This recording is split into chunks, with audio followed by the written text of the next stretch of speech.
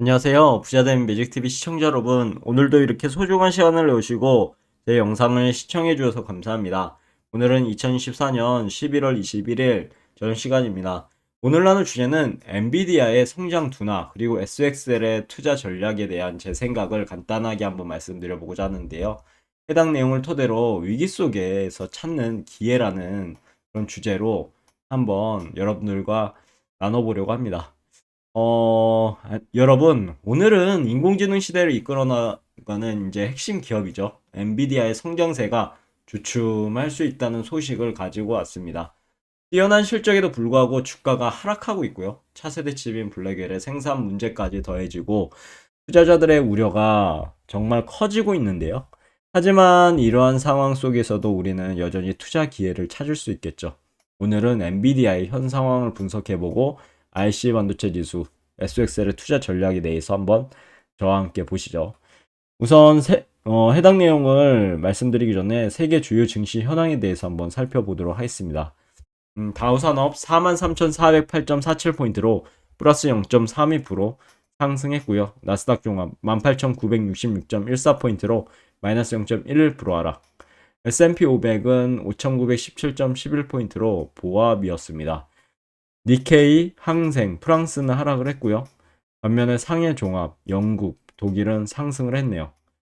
주요 뉴스 헤드라인을 살펴보니 한 세 가지 정도를 정리해 볼 수가 있었는데요. 엔비디아 실적 호조세에도 시간의 주가 하락 했었고, 버핏이 담았던 스노플레이크 주가가 폭등했다는 내용. 기관 외면의 MS, 마이크로소프트죠. 애플이 주춤했고요. 모건은 반등 타임이다 라고 그렇게 말했다는 내용입니다. S&P 500 맵을 살펴보니 어떠신가요? 딱 봤을 때, 혼조세를 보였구나 라고 보실 수 있죠. 마이크로소프트 마이너스 0.55% 하락, 애플은 플러스 0.32% 상승, 반면에 아마존은 마이너스 0.85% 하락, 테슬라도 하락을 했네요. 오랜만에 마이너스 1.15% 하락, 엔비디아 0.76% 하락, AMD 마이너스 1.28% 하락, 구글 마이너스 1.25% 하락, 반면에 메타는 0.79% 상승을 했습니다. 그리고 피어앤그리드 인덱스 보면 현재 뉴트럴 구간으로 50포인트 한번 투자하실 때 참고하시면 좋을 것 같고요.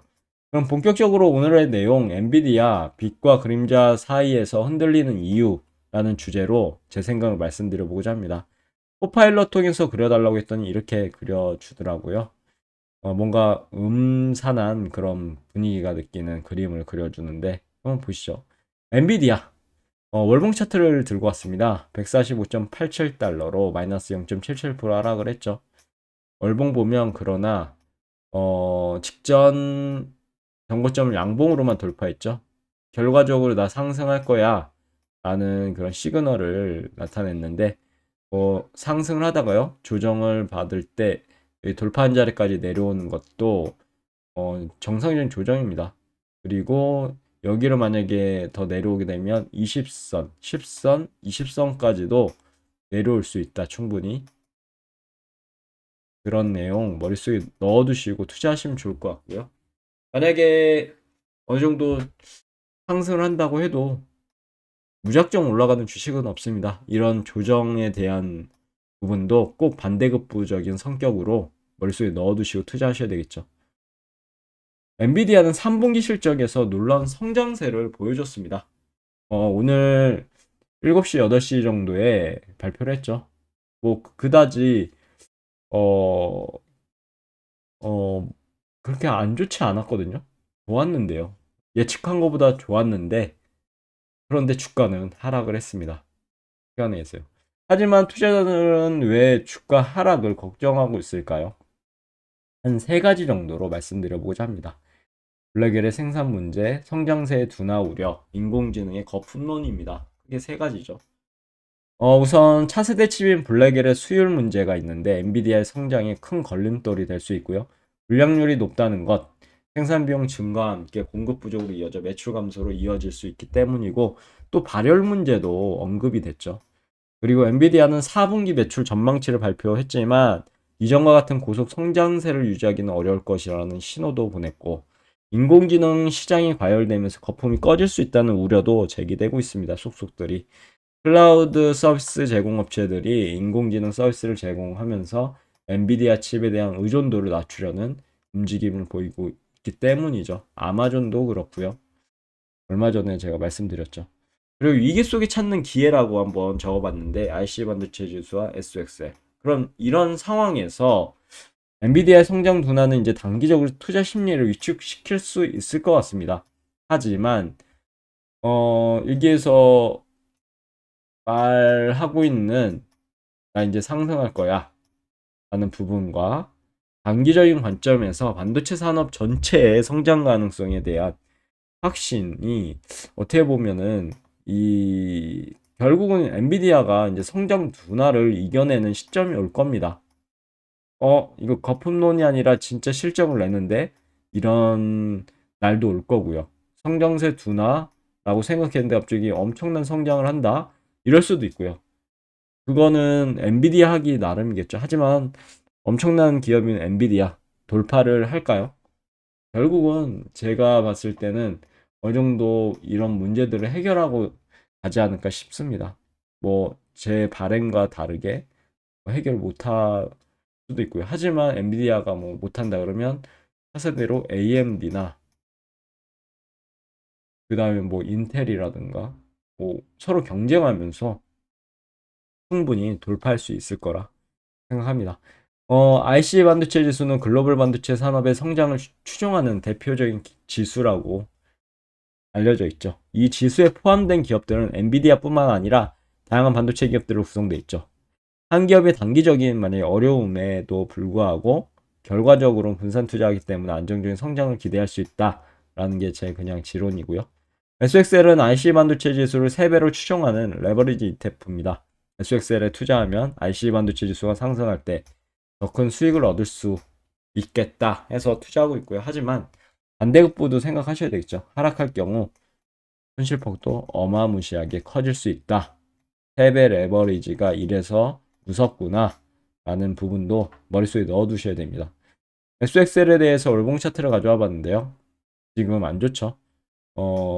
이날 2022년 1월 1일 최고점을 찍고 엄청난 하락을 했습니다. 그러다가 횡보를 하고 전고점을 양봉으로 뚫었죠. 이제 나 상승할 거야 라는 시그널이 여기서 나온 거죠.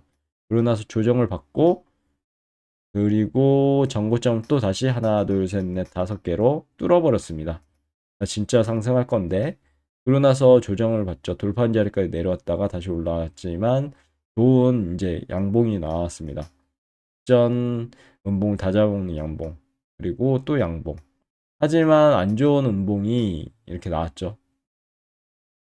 단타로 보시면은 여기가 매도 타점이었죠. 하지만 이제 계속 상승하다가 이 도치가 나왔는데 여기가 변곡점이었습니다. 이때 이제 올라가나 보다 했는데 갑자기 이게 뚝 떨어지면서 윗꼬리를 달고 내려왔죠. 도치 아래로 음봉이 나왔습니다. 그러면 이제 어느 정도 상승을 마무리하고 조정받을래? 라는 시그널을 준 거죠. 그래서 지금 조정을 받고 있습니다. 이유는요. 하지만 이 조정세가 무작정 이렇게 다 깨고 내려갈까요?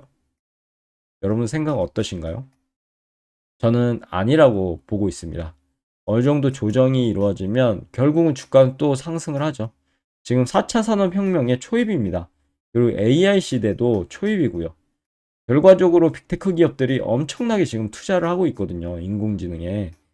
4차 산업혁명이에요. 결국은 투자, 그리고 경쟁 서로 하면서 기술은 어떻게 될까요? 발전이 되겠죠. 그럼 사람들의 이목을 끌 거고 투자자들도 이 기업 엄청나게 상승하겠는데 그러면 돈이 모이면 결국은 주가가 상승합니다. 그럼 ETF는 패키지입니다. 패키지.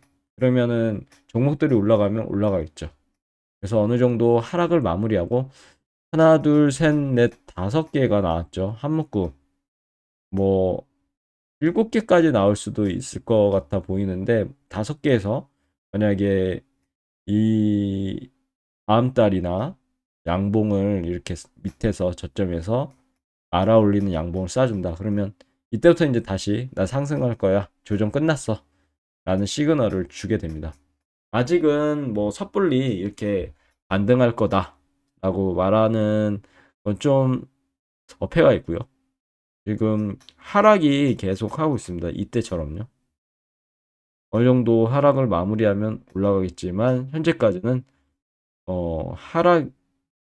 하락하네 하고 어느 정도 이제 여기서 조정을 받고 올라가기 전까지는 좀 더 보수적으로 투자를 하셔야 되겠죠. 하지만 RSI 거의 다 온 것으로 보입니다. 40 언더로 이제 내려가면 그때부터 이제 사람의 심리가 다시 올라가려고 시동을 걸지 않을까 싶습니다. 거의 조정은 다 받지 않았나 싶습니다. 그러면 제가 SXL에 투자하는 이유 뭘까요? 이렇게 떨어지는데도요. 하나, 둘, 세 가지 정도로 정리해 보자면 날 장기적인 성장 가능성, 다양한 성장 동력, 레버리지 효과입니다. 반도체 산업은 미래 산업 성장과 밀접하게 연관이 돼 있죠. 그래서 장기적인 성장 가능성이 높아서 전 투자하고 있고 AI, 5G, 자동차, 자율주행, 데이터 센터 등 다양한 분야에서 반도체 수요가 증가하고 있습니다. SXL은 레버리지 ETF죠. 3배 레버리지입니다. RC 반도체 지수를 추종하는 결국은 이제 반도체 시장이 상승할 때 높은 수익을 얻을 수 있을 것을 기대돼서 투자하고 있는데 지금은 엄청난 하락을 하고 있죠.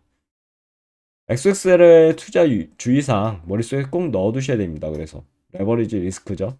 SXL은 레버리지 ETF이기 때문에 시장 변동성이 매우 민감하게 반응한다 라는 사실. 단기적인 변동성에 휘둘리지 않고 장기적인 관점에 투자해야 되겠죠. 결국은 분산 투자, SXL에 집중 투자하기보다는요, 전체 포트폴리오 일부를 SXL에 투자하는 분산 전략을 추천합니다. 저 같은 경우는 100% 가용자산이 있으면 90%는 딱 떼어내고요. 10%만 지금 SXL, PQ를 모아가고 있죠. 그리고 정기적인 리밸런싱, 시장 상황에 따라 정기적으로 포트폴리오를 재조정하시면 좋을 것 같습니다. 한번 지켜보시죠. 그럼 오늘도 매진말을 통해서 오늘의 영상 마무리하도록 하겠습니다. 엔비디아의 성장 둔화는요, 단기적으로 투자 심리를 위축시킬 수 있습니다. 충분히요. 하지만 장기적인 관점에서 반도체 산업의 성장 가능성, 여러분들 어떻게 생각하시나요? 저는 이런 투자 심리가 위축되고, 여러모로 둔화의 요소가 나오고, 거품론이, 일대가 어떻게 보면 바닥이라고 저는 생각합니다. 그래서 이제 바닥을 다지고, 모든 주가가 그렇지만 다지게 되면 올라갈 일만 남은 거죠. 그래서 확신을 심어줬다라고 말씀드리고 싶고 RC 반도체 지수를 추종하는 SXL은 반도체 산업의 성장을 통해 안정적인 수익을 추구하고자 하는 투자자들에게 매력적인 투자 상품이다. 물론 변동성은 어마무시합니다. 이 변동성을 이겨낼 때 반드시 수익이 우리 곁에 찾아오지 않을까요?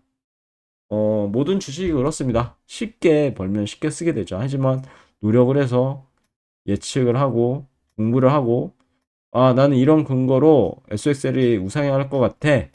그렇게 되면 이렇게 떨어지더라도 좋은 주식을 싸게 해주네. 세일 기간이구나. 더 매수를 하면 올라갈 때는 솔직히 계속 올라가잖아요. 그럼 돈을 못 법니다. 이렇게 폭락을 한번 해줘야지.